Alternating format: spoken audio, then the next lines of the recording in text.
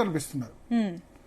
రెండవది కవిత తెలంగాణ భవన్ లో అటెండ్ కాకుండా ఆమె యాజ్ టీజ్ గా ప్రతిరోజు ఏదైతే యాక్టివిటీ చేస్తుందో బయట జాగృతి తరపున యాక్టివిటీ ఆమె చేశారు. జాగృతి జెండాను ఆవిష్కరించడం అది చేశారు. సో వీళ్ళిద్దరు లేరు కాబట్టి హరీష్ రావు తెలంగాణ భవన్ లో అటెండ్ అయ్యారు. వాళ్ళిద్దరు అంటే కేటీఆర్ తర్వాత ఇప్పుడు హరీష్ రావు కేటీఆర్ ఇద్దరు ఒకటైపోయారు కదా. కేటీఆర్ నాయకత్వంలో పనిచేస్తానని కూడా చెప్పారు.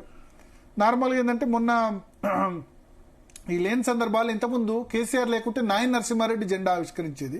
ఇప్పుడు వర్కింగ్ ప్రెసిడెంట్ అయిన తర్వాత కేటీఆర్ ఆవిష్కరిస్తున్నారు ఇటువంటి కార్యక్రమాలు. ఆగస్ట్ 15th కానీ జనవరి 26 కానీ ఈ రోజులు నార్మల్ గా కేసీఆర్ రారు. నార్మల్ గా పార్టీ అధ్యక్షుడు ఆవిష్కరించాలి, కానీ ముఖ్యమంత్రిగా తప్ప ఏ రోజు కూడా ఆయన ఆగస్ట్ 15th కానీ జనవరి 26 కానీ సెప్టెంబర్ 17th తెలంగాణ విమోచన దినోత్సవం కానీ జూన్ 2nd కానీ కేసీఆర్ నాయన్ నరసింహారెడ్డి ఉన్నంతకాలం ఆయన ఆవిష్కరించి ఉండే. ఆ తర్వాత కేటీఆర్ ఆ పని చేస్తున్నారు. కొన్ని సందర్భాల్లో కేశవరావు చేశారు, కొన్ని సందర్భాల్లో మన మధుసూనాచారి కూడా 1-2 సందర్భాల్లో చేసినట్టున్నారు వరంగల్ సభ అప్పుడు ఇప్పుడు.